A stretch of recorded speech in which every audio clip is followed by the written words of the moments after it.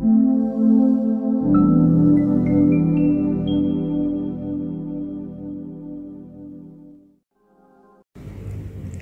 mulai ya. Bismillahirrahmanirrahim.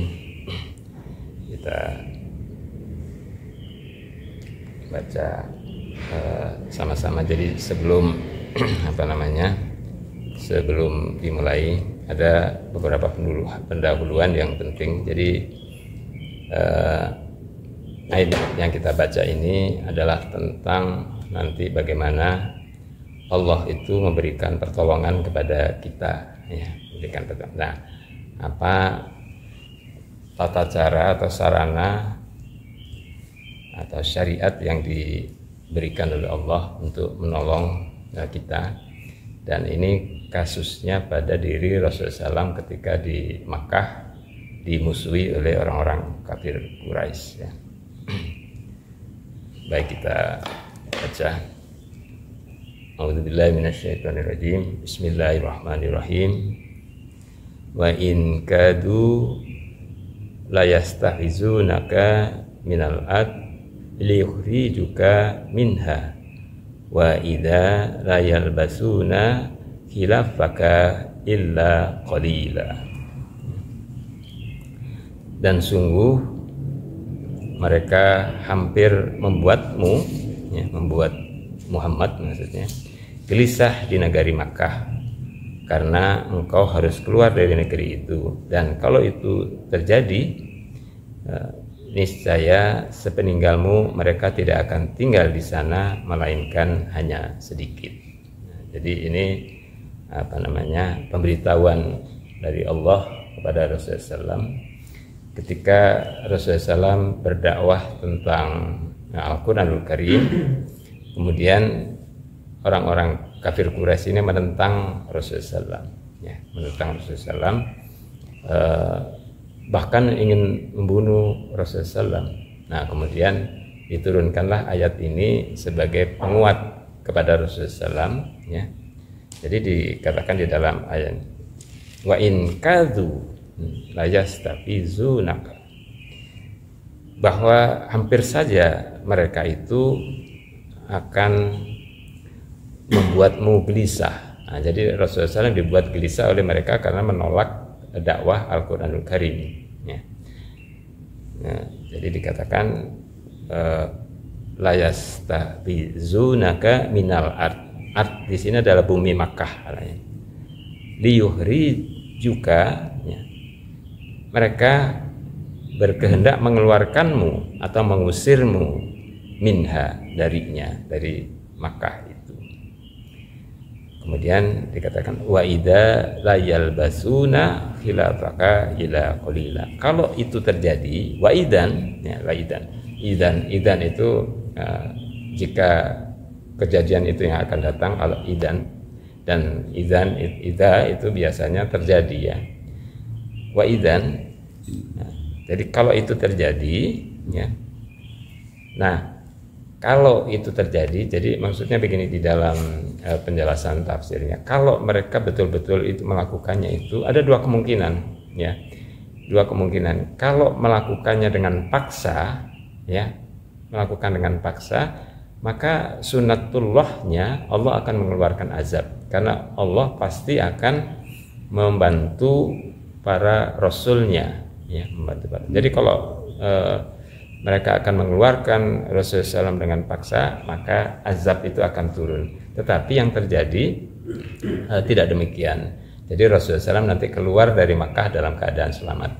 Maka tidak terjadi azab itu untuk seluruh penduduk Makkah. Tetapi Rasulullah terjadi betul keluar dari Makkah. Makanya kemudian di dalam ayatnya dikatakan, ya, la yalbasuna khilafaka ila qalila, ya. Maka tidaklah mereka itu berdiam di kota itu, di kota Makkah itu, kecuali dalam jumlah yang sedikit. Jadi maksudnya pemuka-pemuka Quraisy yang menentang Rasulullah SAW itu nanti akan dibunuh, ya, dimusnahkan di dalam perang Badar. Ya, di antaranya adalah Abu Jahal, ya, dan teman-temannya itu. Nah, jadi ini pemberitahuan dari Allah kepada Rasulnya. Nah, kalau ada pemberitahuan ini berarti menguatkan pendirian Rasulullah SAW. Ya. Nah, jadi sebelum kejadian itu terjadi, maka kemudian Allah mengabarkan itu kepada Rasulullah SAW. Kemudian dikatakan di ayat berikutnya, ayat 77, sunata man qad arsalna qablaka min rusulina wala tajidu lisunatina tahwila. Yang demikian itu merupakan ketetapan bagi para rasul kami yang kami utus sebelum engkau, dan tidak akan engkau dapati perubahan atas ketetapan kami itu. Nah, jadi itu sunatullah. Jadi Allah senantiasa membela agamanya. Jadi bagi siapa-siapa ya kaum yang menentang agama Allah, yang menentang firman-firman Allah, pasti Allah akan melindungi Rasulnya. Nah, jadi itu.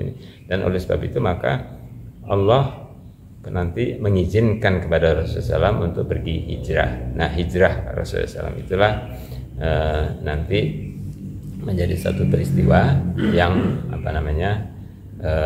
membuat Islam itu menjadi lebih maju dari kondisi yang sekarang. Nah, itu background dari ain yang akan kita baca ya. Nah, kemudian kita masuk di dalam ayat-ayat pada ain yang akan kita baca.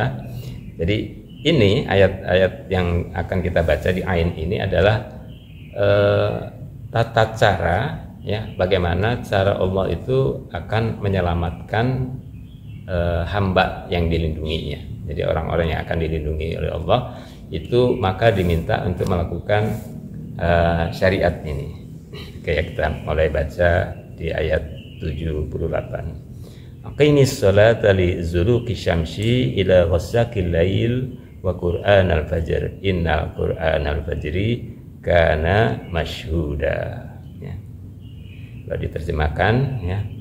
Laksanakan sholat sejak matahari tergelincir sampai gelapnya malam, dan laksanakanlah pula sholat fajar. Sungguh sholat fajar itu disaksikan oleh para malaikat ya. Nah, kita baca ya. Aqimis sholah. Aqimis sholah ini pakai fi'il amr ya. Kalau dinyatakan dalam fi'il amr ini dinyatakan sebagai perintah ya.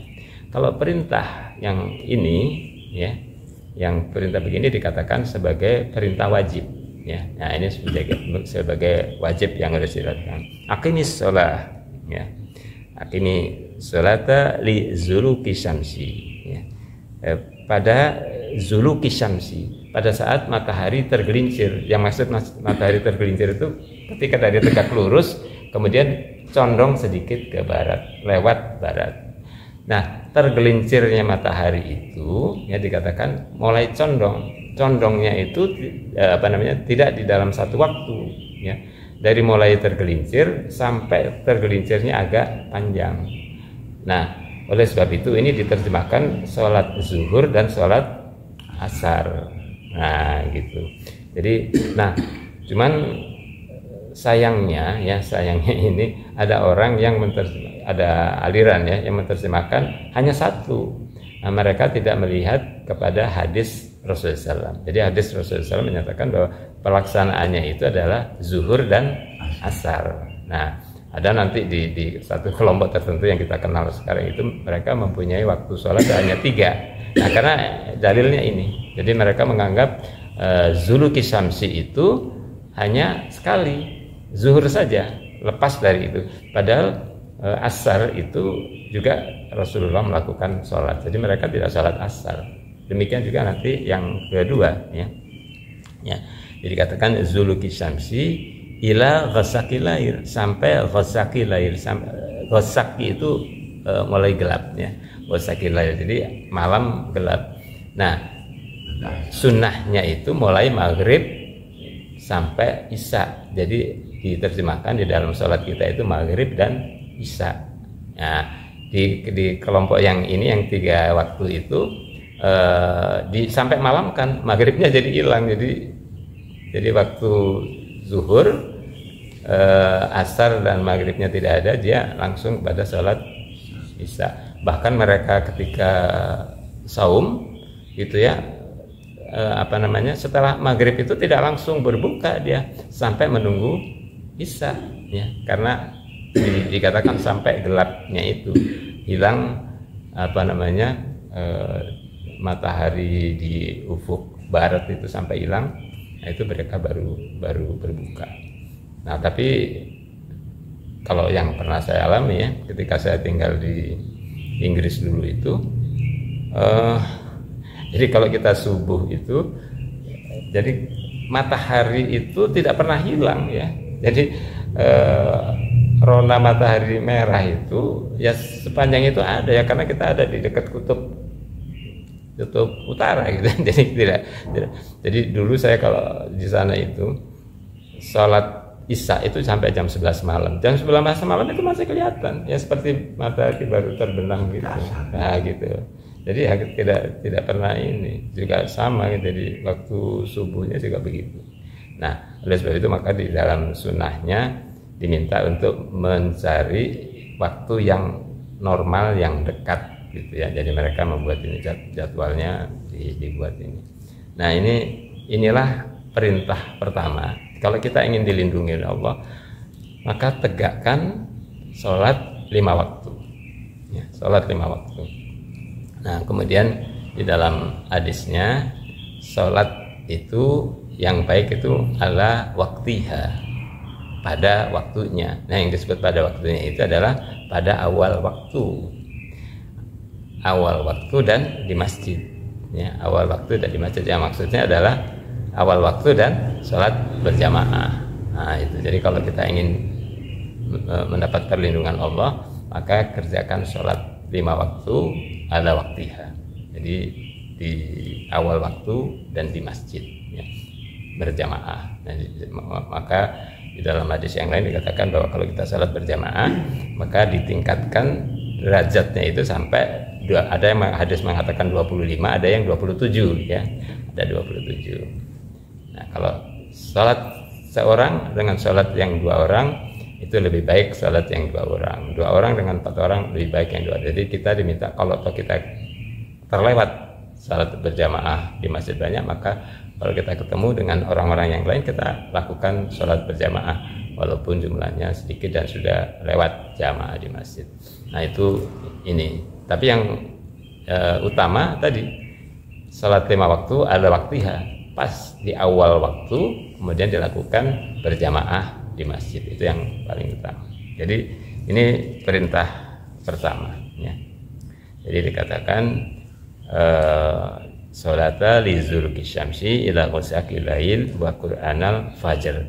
Nah tadi setelah 2 sholat tadi, zuluki syamsi sampai ghasaqil lail, kemudian wa qur'anal fajr. Wa qur'anal fajr ini adalah sholat subuh.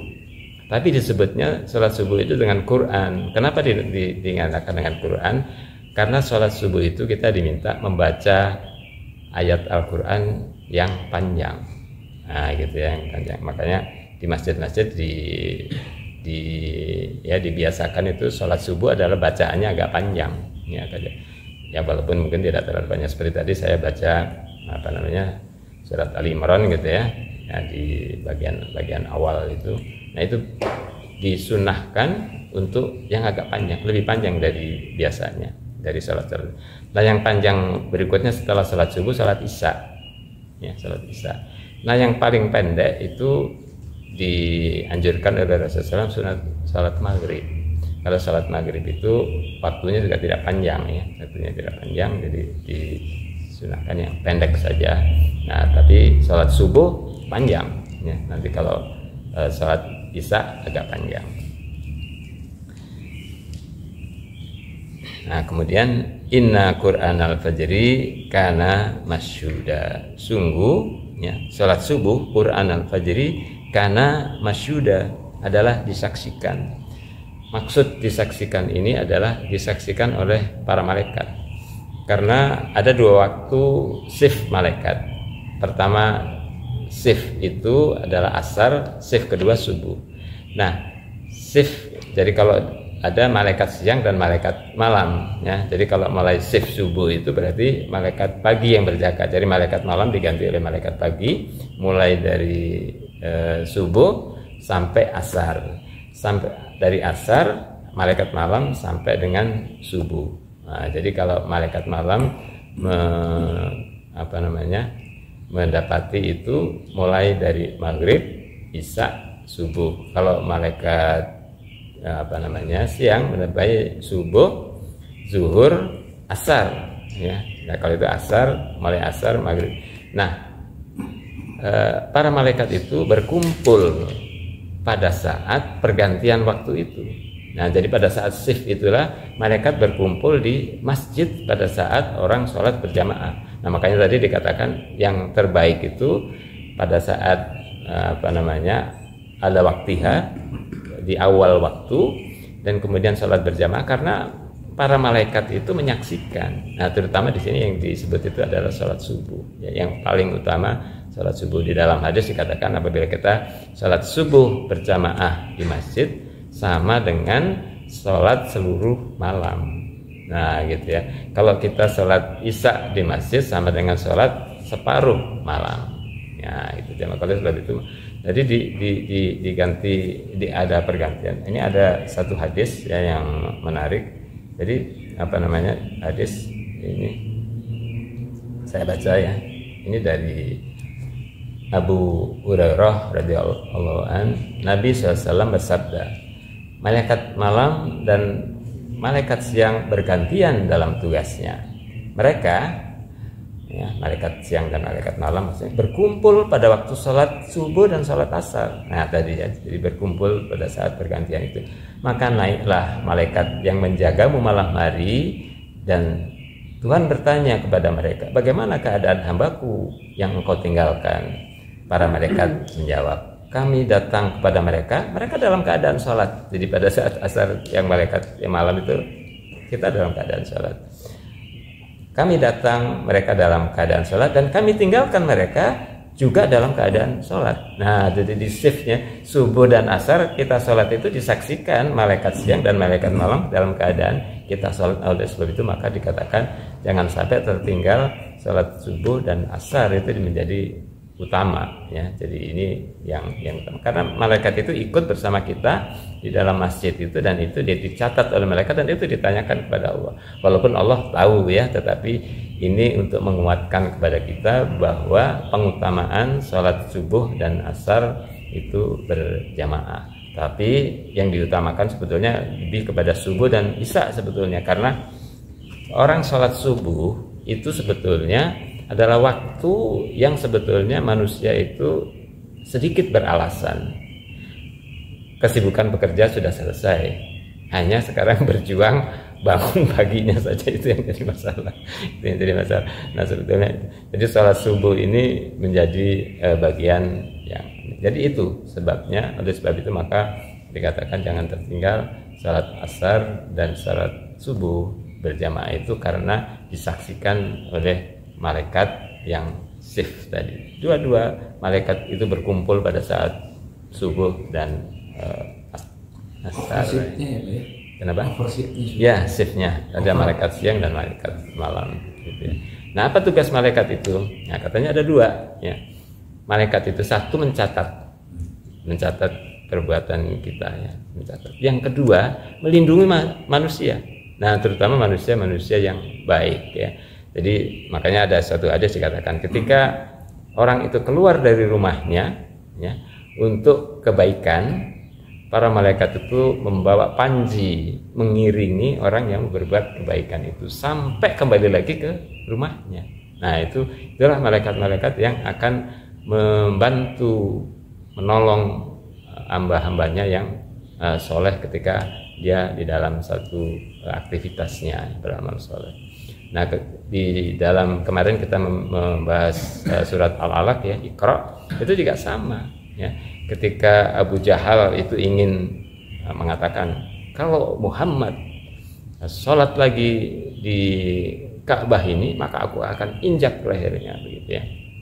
Nah kemudian ketika Abu Jahal kan mau menginjak, kita mau datang mundur lagi, mau datang lagi, mundur lagi. Ketika ditanya sama teman-temannya, ya Abu Hakam, kenapa engkau tidak melakukannya? Ketika aku akan melakukannya, ternyata seperti ada singa ingin menerkamku. Dia pergi lagi. Ketika aku datang lagi, dia datang lagi. Dan Rasulullah mengatakan, kalau dia melakukan itu maka hancur badannya, gitu, diterkam oleh sini. Jadi, nah kemudian ketika Abu Jahal pergi lagi ke temannya, terus melakukan ke kelompoknya. Nah kemudian kata Rasulullah, fal yad'u nadiyah, kan begitu ya, fal yad'u fanad'u zabaniyah. Nadiyah itu adalah kelompoknya, ayo panggil kelompokmu datang kepadaku, aku akan panggil malaikat zabaniyah. Nah malaikat zabaniyah ini adalah yang menolong manusia di dalam keadaan kesulitan. Jadi malaikat zabaniyah ini yang dipanggil oleh Rasulullah SAW. Ya. Oke, kita lanjutkan di ayat 79-nya.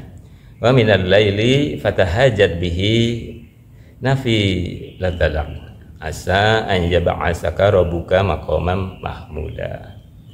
Dan pada sebagian malam lakukanlah salat tahajud, ya, sebagai salat nafilah. Nafilah itu artinya tambahan, ya.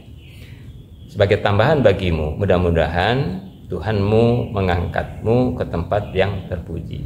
Nah, ini perintah keduanya. Tadi pertama adalah sholat 5 waktu, ya, pada yang terbaik itu pada awal waktunya di masjid. Yang kemudian yang berikutnya adalah kita diminta bertahajud, ya. Jadi tahajud ini adalah satu syariat untuk datangnya pertolongan Allah, ya, datangnya pertolongan. Nah, dikatakan di sini wa minal laili, pada sebagian malam, tidak seluruh malam. Wa minal laili fatahajjat bihi nafilatalak, ya. Jadi fa minal laili, dan pada sebagian malam fatahajjat bihi, ya. Jadi tahajud itu adalah sholat yang dilakukan setelah kita tidur. Wujud itu tidur, ya. Tahajud sholat tidur.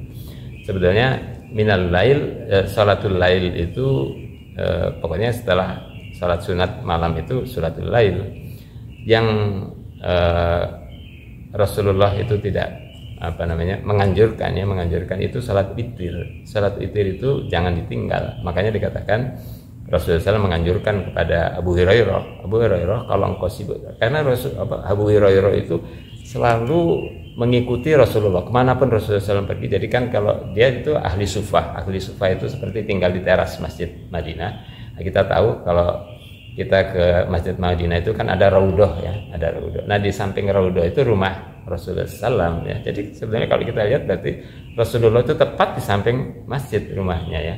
Nah Abu Hurairah itu tidurnya di ahli sufah itu di teras masjid.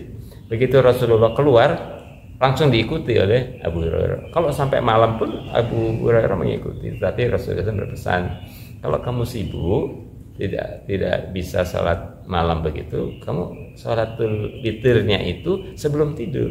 Nah, gitu disarankan. Nah, jadi tanpa tahajud gitu. Sebelum tahajud. Kalau bangun tahajudnya nanti tanpa witir, gitu maksudnya. Nah, jadi maksudnya kalau dia terlewat tahajud tapi witirnya dapat. Begitu. Nah, para sahabat juga begitu. Abu Bakar kebiasaannya itu witir dulu sebelum tidur. Kalau Umar bin Khattab tidak. Umar bin Khattab witirnya ya setelah tahajud. Oh, jadi gini lah, seandainya mau tahajud nggak dulu witir gitulah. Ya. Jadi kalau misalnya nggak tahajud, misalnya witirnya aja gitu. Witirnya minimal witir. Minimal ya, gitu. Minimal witir. Nah, ini saya dulu juga kebiasaan saya dulu awal-awal itu kalau saya witir dulu walaupun mau tahajud gitu ya, karena takut kelewatan, terutama kalau saat-saat sibuk gitu ya. Saat-saat sibuk itu kadang-kadang bisa tahajudnya terlewat gitu ya. Nah, ini malah witirnya terjaga, karena witir ini bagian yang sebetulnya sholat, karena witir itu karena ganjil itu untuk menggenapkan, kan kita sholatnya maghrib itu ganjil. Nah, dengan witir yang kita sholat 3 rakaat maka genap sudah, ya, menggenapkan. Jadi witir itu, sholat witir menggenapkan sholat kita, karena default default itu apa ya? Default itu pakemnya sholat itu 2 ya, 2. Jadi kalau zuhur itu 2 tambah 2 gitu ya, 2 gitu. Jadi ininya begitu. Jadi di ayat ini wa minal laili fatahajjad bihi nafilatalak. Jadi sebagai tambahan bagimu. Jadi kalau dikatakan nafilah itu tambahan itu bisa, jadi kalau ada kekurangan pada salat-salat wajib kita, maka bisa ditambah dengan salat-salat nafilah ya. Yang disebut salat nafilah ya semua yang bersifat salat sunnah ya. Asa an yab'atsaka rabbuka maqama mahmuda ya. Dan pada sebagian malam mudah-mudahan Tuhanmu mengangkatmu ke tempat yang terpuji. Nah ini yang dimaksud dari pertolongan Allah itu. Nah asa bagi Allah itu tidak sama dengan dia. Kalau ini kan mudah-mudahan asa Allah itu terpenuhi, pasti terjadi ya, pasti terjadi. Jadi asa Allah dengan asa kita beda. Kalau kita asanya harapan gitu ya, tapi kalau Allah pasti terjadi. Jadi kalau kita melakukan tahajud dengan benar, maka Allah pasti akan menolong kita. Dan itulah yang dilakukan oleh Allah kepada Rasulullah SAW ketika mau pergi hijrah. Jadi Rasulullah SAW itu diselamatkan dengan, padahal Rasulullah SAW itu sudah dikepung ya, sudah dikepung oleh kabilah-kabilah. Jadi 12 kabilah itu sudah mengepung dengan wakil-wakilnya ingin membunuh Rasulullah SAW. Tapi kemudian Allah menolong Rasulullah SAW. Tempat tidurnya digantikan oleh Ali bin Abi Thalib. Kemudian beliau keluar. Nah, itu yang ada di dalam surat Yasin itu ya, keluar beliau dengan mereka tanpa mengetahui sama sekali ya. Jadi Allah menolong, dan itu sudah bagian dari skenario Allah. Tapi kewajiban atau sarananya tadi sholat 5 waktu dan kemudian tahajud ya. Nah kemudian nanti di samping tahajud nanti ada doanya ya, ada doanya. Jadi itu ya ininya. Jadi bentuk sholatnya sholat 5 waktu, kemudian sholat tahajud. Nah kemudian doanya ada di dalam sholat ayat 80 ya. Wa qul rabbi adkhilni mudkhala sidqi wa akhrijni mukhraja sidqi waj'alni ladunka sultanan nasira ya. Dan katakanlah, ya Tuhanku, masukkanlah aku ke tempat masuk yang benar, dan keluarkan pula aku ke tempat keluar yang benar, dan berikan kepadaku dari sisimu kekuasaan yang menolongku. Ini doa tahajud ya. Jadi Rabbi adkhilni mudkhala sidqi wa akhrijni mukhraja sidqi waj'alni min ladunka sultanan nasira. Jadi ini doanya. Nah, kenapa demikian? Ini di ayat 79 tadi kita diminta salat tahajud, dan ini adalah doa salat tahajud. Nah, ada satu kapan kita salat tahajud dan berdoa ini ada hadis dari Abu Hurairah radhiyallahu anhu bahwa Rasulullah SAW bersabda ya, setan mengikat 3 tali tidak saya tulisnya. Yang satu lagi itu adalah kita diminta sholat itu pada sepertiga malam ya, sepertiga malam terakhir, karena sepertiga malam terakhir itu Allah turun ke langit dunia ya, ke langit bumi ini kita diminta untuk sepertiga malam terakhir.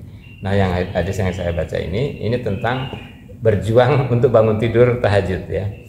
Setan mengikat 3 ikatan di atas tengkuk kepala seseorang saat kalian tidur.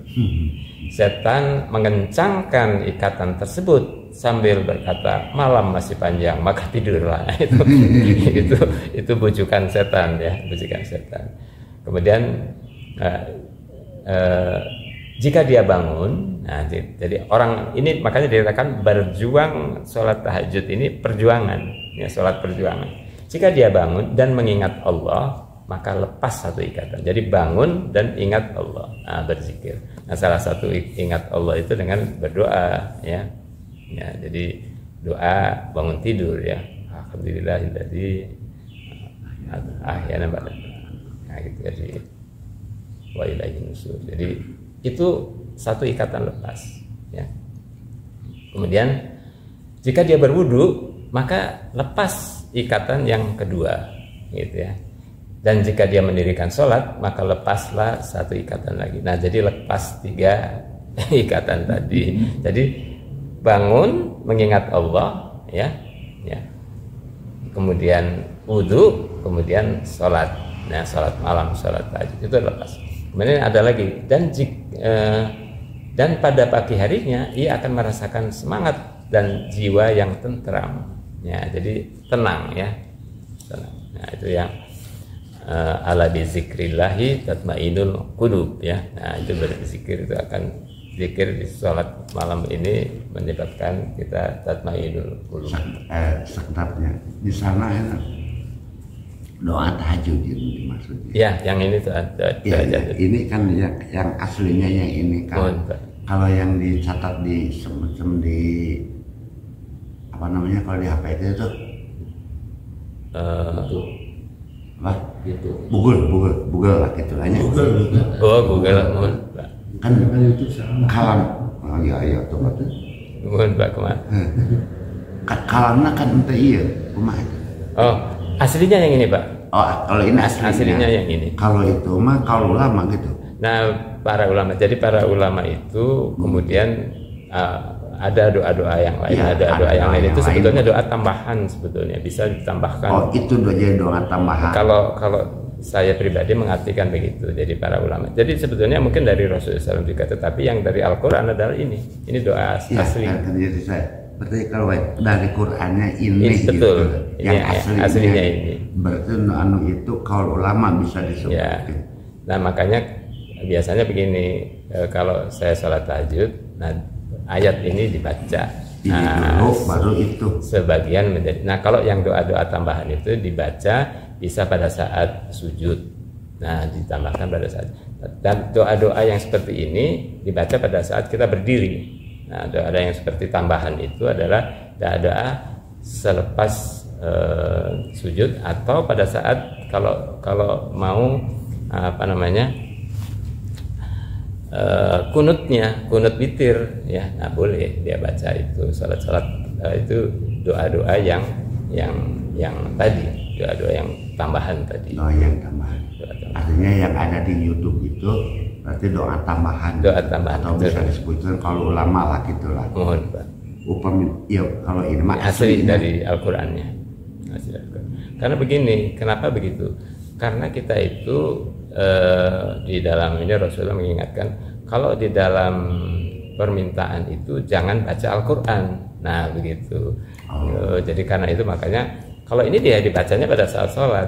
Ya, tapi ada juga ulama yang mengatakan ya kalau kita membaca dengan mengikuti Al-Qur'an itu tujuannya adalah berdoa, juga boleh. Ada yang khilafiyah seperti itu. Tetapi yang tadi, yang bacaan-bacaan yang itu yang bersifat khusus, ya, bukan. Kalau ini yang umum yang dari itu redaksinya kalau saya pribadi sebaiknya dibaca pada saat sholat saja, pada suratnya, betul. Suratnya pakai ini. Ya, suratnya pakai ini. Ya, jadi otomatis sudah menjadi doa, ya. Karena sholat itu adalah doa. Gitu. Ya itu, jadi ininya. Kemudian lanjutan dari doanya, wa qul ja'al haqqu wa zahaqal batil innal batila kana zahuqa. Ya. Oh, tadi yang belum saya terangkan ini, ya. Wa ja'ali min ladun kasultanan nasira. Diberikan kekuasaan oleh Allah yang menolong. Nah, kemudian di tafsirnya begini, apa yang disebut dengan apa namanya mudkhala sidqi atau mukhraja sidqi. Jadi kita berdoa untuk masuk yang benar dan keluar yang benar. Nah, ada tiga tafsir. Tafsir pertama terkait dengan sejarah Rasulullah SAW. Masuk yang benar itu adalah ketika keluar dari Madinah, keluar dari Makkah, masuk ke Madinah dalam keadaan benar, dalam keadaan selamat. Keluar dari Makkah juga dalam keadaan selamat. Itu tafsir yang pertama.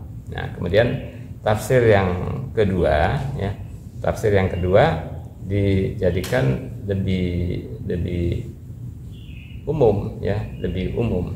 Jadi bahwa keluarnya itu adalah keluar dari persoalan, ya, keluar dari persoalan.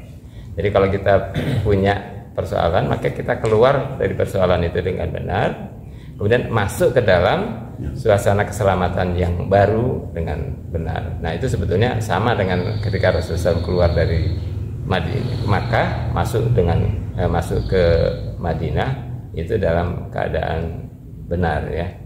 Itu ininya. Kemudian mana yang ketiga ini. Nah, yang ketiga yang dimaksud dengan keluar dengan kondisi baik itu adalah ketika kita meninggal nanti dalam keadaan husnul khotimah. Masuknya adalah masuk ke dalam surga Allah. Nah, itu tiga tafsir tentang doa ini. Jadi ketika kita berdoa ini, kita membayangkan kalau kita punya permasalahan, kan kita sekarang bukan Rasulullah yang keluar dari Makkah. Nah, mungkin yang tafsir yang kedua dan ketiga kita bisa jadikan. Yang pertama adalah kita keluar dari persoalan yang kita hadapi dan masuk ke dalam suasana yang lebih baik. Kemudian kalau kita keluar dari dunia ini ketika meninggal, maka husnul khotimah dan berdoa untuk masuk ke dalam surga Allah, ya. Itu yang ini.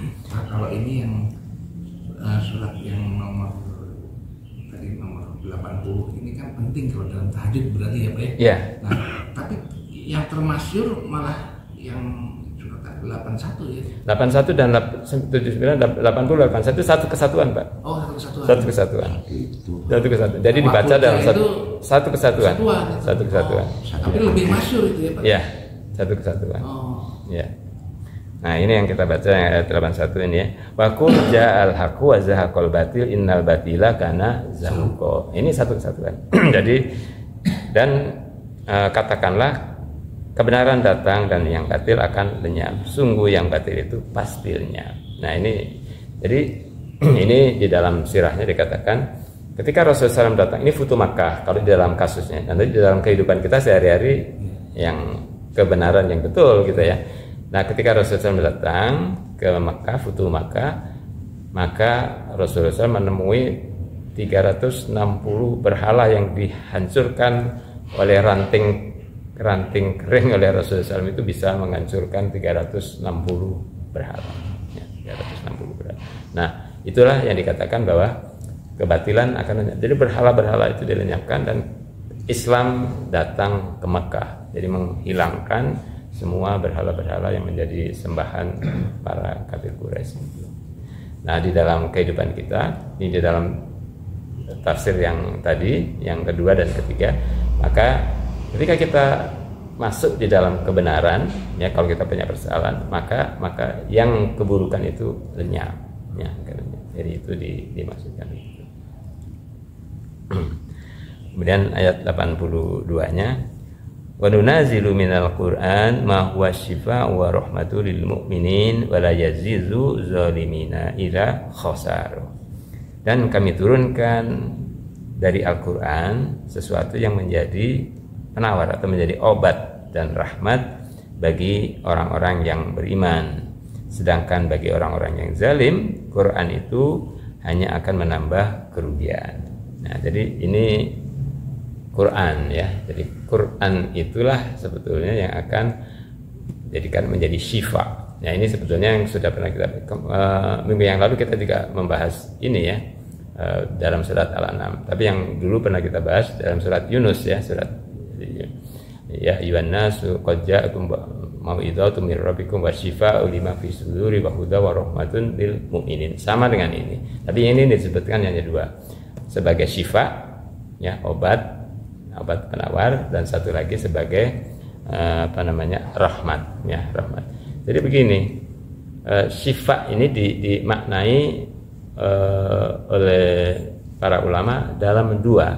Satu, betul-betul obat fisik, ya, obat fisik. Nah, itu yang dilakukan ketika ada rombongan para sahabat ketika udah dalam perjalanan ditangkap oleh satu suku tertentu, mengatakan bahwa kalian harus mengobati anakku gitu ya, yang sedang sakit ya, kalau tidak aku akan tawan. Kemudian para sahabat itu mengobati dengan Al-Fatihah dan sembuh penyakit orang itu.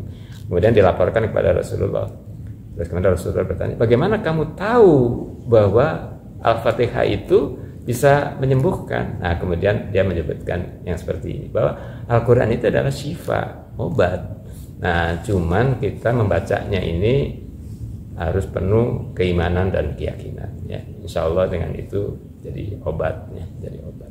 Nah, obat yang lain adalah penyakit batin, menghilangkan rasa dengki, rasa iri, rasa was-was, syahwat, subhat. Nah, itu yang dihilangkan dengan Al-Quran, karena isinya adalah ilmu kebenaran ya. Kalau ilmu itu sudah kita kuasai, maka yang disebut subhat itu keraguan, sesuatu yang ragu itu akan hilang ya. Dengan ilmu pasti, kalau kita belum mengetahui, kalau mengetahui kan hilang subhatnya. Syahwat juga begitu, hawa nafsunya akan turun akibat adanya kebenaran yang kita baca ya. Nah, tapi bagi orang-orang yang zalim tidak terjadi kecuali dia khosaro, rugi. Kenapa? Karena dia itu justru mengingkari Al-Quran. Nah, ini yang kita bahas di dalam surat Al-An'am kemarin ya. Jadi orang-orang yang ingkar itu oleh Allah akan dimusnahkan ya, akan dimusnahkan. Di ayatnya itu kan dikatakan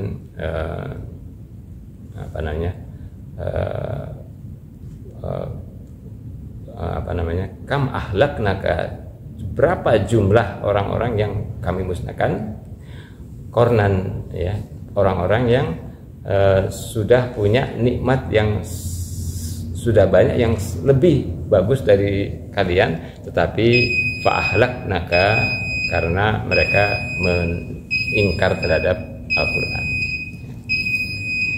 Jadi itu, kalau kita ingkar kepada Al-Quran, bagaimana orang-orang yang mendiamkan kepada Al-Quran tidak bermanfaat. Tapi kalau kita jadi kalau di dalam surat Al-An'am kemarin ada tiga tingkatan ya. Orang yang sama sekali tidak peduli pada Al-Quran, kemudian orang itu dia sudah tahu Al-Quran itu benar, tapi dia tetap seperti Abu Jahal, tahu Al-Quran itu benar tapi dia lawan. Nah, itu tingkat ketiga, malah dia menentang Al-Quran ya, memperoleh Al-Quran. Nah, itu tingkatan ketiga, menyebabkan mereka menjadi zalim ya. Nah, ini mungkin ayat terakhir ya, surat 83,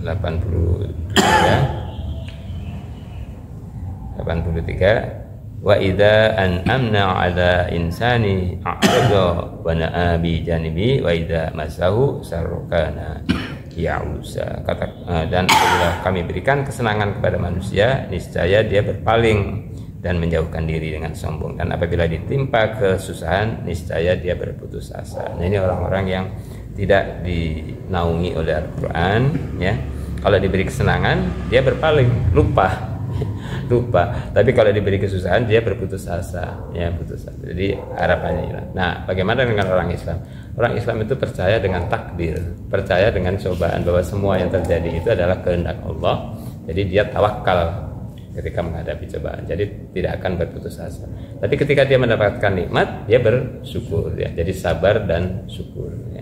Nah, itulah umat Islam yang dibekali oleh Allah Al-Quran.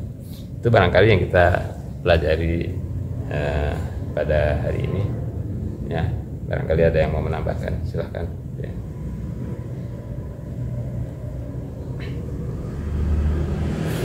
Jadi intinya, kalau kita ingin mendapatkan pertolongan dari Allah, satu, sholat 5 waktu dengan benar, kedua adalah sholat tahajud, dan kemudian berdoa, berlindung kepada Allah. Jadi 3 unsur tadi yang kita minta, dan dimintanya sebaiknya doa itu dilakukan pada saat waktu sholat tahajud, karena pada saat itulah, pada sepertiga malam itulah Allah turun ke langit dunia, dan akan, ini ada hadisnya ya, tadi belum saya baca ya, ada ya,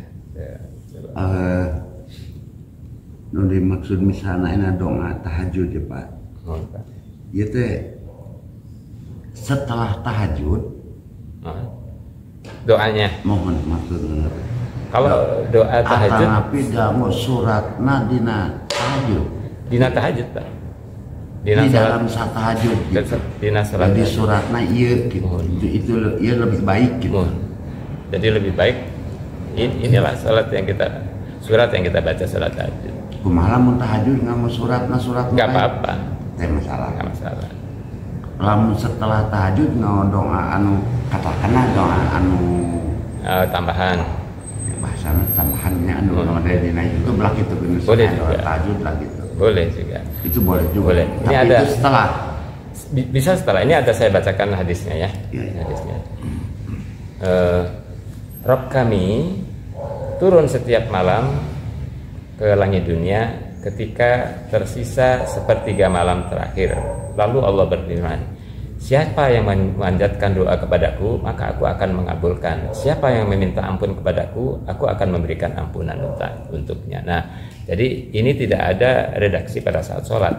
Ya, jadi artinya boleh berdoa pada saat setelah sholat. Setelah sholat. Boleh, ya setelah sholat.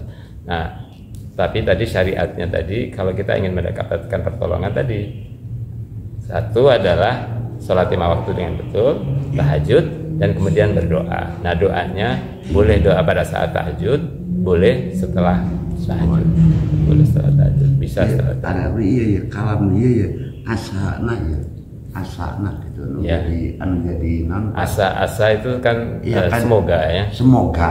Istilahnya janji anak Allah janji. Gitu loh. Kan janji. Ayah, saya ngambil ke waktu tempatnya narusin iya Pak. Asa kan itu semoga lah gitu ya. Namun mudah-mudahan bahasa orang lagi bahasa Sunda gitu. Mudah-mudahan Allah anu ngajanjikeun. Subhanallah. Kalau Allah berjanji pasti dah betul. Gitu. Anu habis sempat sampai naruskeun da eta Pak. Makanya terus saya pakai baca pagi ini dengan ini yang kita baca. Gitu Pak. Ada lagi yang mau ini Pak, tugasnya malaikat itu kan manusia itu sudah ditempel dengan 2 malaikat. Ya. Malaikat yang ditugaskan untuk apa? Dia itu ada piket, ada itu kan. Kita sudah cukup 2 malaikat itu ditempel di kanan kiri kita. Ya. Setiap menit, setiap sudah tercatat. Jadi malaikat di kanan kiri itu ya malaikat yang shift ini Pak. Iya, dan terus piket malaikat. Jadi ada malaikat yang shift malam, ada yang malaikat shift siang di kita itu. Jadi 2 malaikat yang mendampingi kita itu 2 shift. Jadi tidak malaikat yang sama. Tidak satu gitu maksudnya. Tidak satu malaikat. Iya, kan lebih kan orang yang piket kita sudah cukup di tempel malaikat. Nah, ini kehendak Allah begitu, mau ditentang gimana? Nah, ini malaikat yang mana? Berarti jumlah malaikat lebih banyak. Oh, banyak. Jumlah malaikat lebih banyak dari manusia. Malaikat itu jelas banyak. Lebih banyak dari manusia, Pak. Entong dicarioskeun jumlahan antong, mal kepikiran. Ya kan tidak diperanakan kalau manusia diperanakan. Apa dia tadi dia di malaikat itu. Jadi malaikat itu makanya dikatakan pada saat Lailatul Qadar, malaikat itu berdesakan. Ya, jumlahnya itu di sekitar kita itu sangat banyak, cuma kita nggak bisa melihat. Banyak sekali malaikat, Pak. Jadi jumlah malaikat jauh lebih banyak daripada manusia. Padahal tidak diperanakan kalau manusia. Ya diciptakan langsung oleh Allah. Malaikat. Kamu kieu tampil ya. Urang tong ukur kadinya nya. Nah, ayeuna ge sok iseng we ieu mah isengna. Cobaan dinya ngimaman tapi ngimaman Jumat, kumaha rasana tuh di ditu. Bisa sakitu we. Tuh di ditu tuh ngimaman Jumat tuh cobaan we. Aya jin kan di situ. Nah, eta makan tong di. Nah, kalau yang korin itu yang melekat. Kalau jinnya itu tetap jin korinnya itu. Maksudnya jin korin itu apa aja? Jadi setiap kita itu senantiasa didampingi oleh jin korin yang mendampingi kita. Nah, jin korin itu yang menjadi penggoda kita. Tapi jinnya Rasulullah SAW sudah Islam katanya. Kan para sahabat bertanya, ya Rasulullah, apakah itu di Korin itu juga ada padamu, iya, tetapi jin Korin yang ada padaku itu sudah Islam katanya gitu. Ya bisa aja. Nah itu karena Rasulullah itu dimaksum ya, sudah dimaksum. Karena dimaksum itu makanya ya kalau di dalam surat At-Fat itu kan Rasulullah diberi ampunan sebelum kesalahan-kesalahannya dulu dan kesalahan-kesalahan sesudahnya. Nah itu ditafsirkan, itulah Rasulullah dimaksum, tidak akan pernah melakukan dosa. Jadi diberi ampunan itu maksudnya maksum, jadi dimaksumkan. Jadi sudah tidak akan berdosa Rasulullah, karena sebelum melakukan itu sudah dihindarkan dari perbuatan dosa. Jadi malaikat jumlahnya banyak kan? Jadi sama dengan kalau malaikat itu kan dari cahaya. Nah cahaya itu kan tidak seperti kita, tidak fisik yang membutuhkan tempat yang itu. Jadi cahaya itu sedemikian rupa gitu ya. Jadi kalau misalnya cahayanya makin banyak, ya mungkin kalau kita bayangkan ya malaikatnya makin banyak di situ. Cahayanya tidak butuh ruang seperti kita. Ya. Iya, malaikatnya itu memberikan sebanyak itu. Nah terus kan bagaimana kalau jin itu ditempel sama siapa gitu, sedangkan alamnya hampir sama.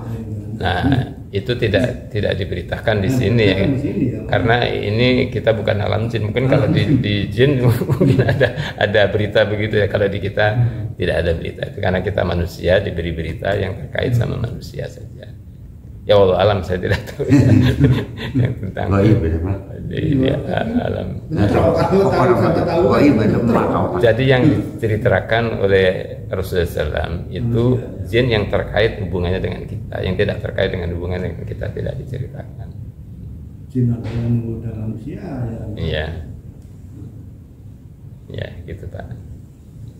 Kenapa kalau seperti Rasulullah kan dimaksum, jadi sebelum ada apa-apa itu suka diberitahu, itu dengan cara apa itu pemberitahuan? Jibril, malaikat Jibril yang datang. Oh, langsung. Ada malaikat Jibril, ada malaikat-malaikat tertentu seperti malaikat-malaikat yang memberi pertolongan itu. Ketika dilempari di Taif, nah itu malaikat penjaga gunung yang datang. Ya Rasulullah, apakah engkau membutuhkan bantuanku? Kalau engkau berkehendak maka aku akan angkat gunung itu, aku timpakan kepada mereka, kan gitu ya. Aku jangan, aku ingin bahwa orang-orang yang keluar dari tulang sulbi mereka menjadi orang-orang yang beriman. Nah kalau Rasulullah kan dimaksud, kalau orang-orang yang sangat soleh biasanya ada juga yang di pertolongan seperti itu, sebutannya apa Pak? Pertolongan yang ini seperti dari nah, yang seperti itu ya kita dilindungi dari segala mara bahaya ya. Disebutnya apa kalau Rasulullah kan dimaksum? Ya kalau di kita tidak ada maksum Pak. Kita tidak ada maksum. Itu manusia soleh biasa itu nggak ada ya. Jadi karomah kalau karomah itu kelebihan ya. Dan tadi yang dibilang yang dikatakan apa namanya kasultanan nasiro, nah itu bisa jadi bentuk karomah yang kasultanannya. Tapi kalau yang perlindungannya Allah, ya Allah di istilahnya begini, orang-orang yang dilindungi Allah disebut dengan waliullah. Nah waliullah itu adalah orang-orang yang dilindungi. Jadi sebutannya para wali itu. Para wali itu adalah orang-orang yang dekat sekali dengan Allah dan orang-orang itu dilindungi oleh Allah. Nah para wali itu punya karomah, nah, gitu. Karena tadi kasih kasultanan ibadah. Asalnya ibadah sebetulnya. Dari kedekatan kepada Allah karena ibadah. Asalnya ibadah. Nah, kalau kita melakukan sholat witir setelah isya ya. Terus kita tahajud, itu nggak usah witir lagi. Nggak usah. Ya, kalau witir lagi jadi ganjil lagi nanti. Karena witir itu maksudnya untuk menggenapkan. Ya, kalau kita witir lagi jadi ganjil lagi. Dan pelaksanaannya itu kan harus 3 langsung Pak ya. Ya, jadi kalau sunahnya itu 3 langsung. Nah, kalau di orang-orang nadiyin itu kan 2 dan 1 gitu ya. Sebenarnya 2 dan 1 itu ada hadisnya. Jadi gitu ya, Rasulullah ketika dibilang gini, kalau waktunya itu sudah mepet ke subuh, maka lakukanlah 1 rakaat. Nah, gitu. Ini itu. Makanya yang dulu pernah saya makanya terus orang-orang itu mengatakan minal witr gitu ya, yang satu itu minal, dua minal witr. Jadi minal itu kan bagian dari witr begitu. Sebetulnya dalil itu adalah dalil darurat sebetulnya. Dalil darurat. Tapi dilaksanakan terus. Nah, wallahu alam, saya tidak tahu kenapa aku bisa begitu itu ya. Tapi yang umumnya nama tetap tilu gitu. Tiga Pak. Jadi itunya defaultnya itu 3. Jadi kalau kita terpaksa dalam keadaan itu, setelah kita sholat 2, maka lakukan sholat itu 1 rakaat saja untuk menggenapkan itu witirnya.